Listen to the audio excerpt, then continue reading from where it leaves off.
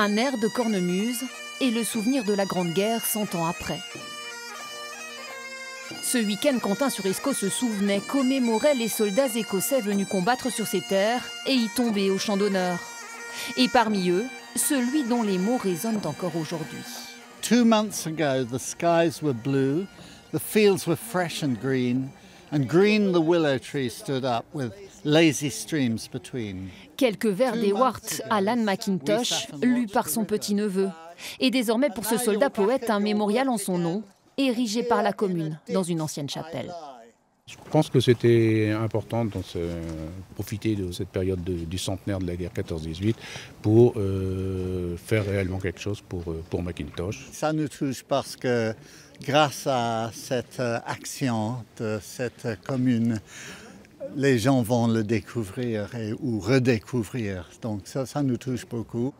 Car l'histoire d'Ewart Alan McIntosh est aussi le symbole de ces milliers de jeunes Écossais qui s'engagent dans l'armée britannique pour combattre sur le continent.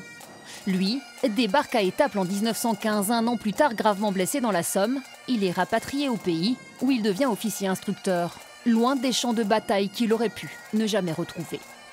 Il se sentait coupable d'avoir survécu, contrairement à beaucoup de ses hommes. Alors, il a voulu revenir.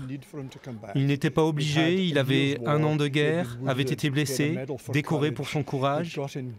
Il était même fiancé, et pourtant, il s'est réengagé.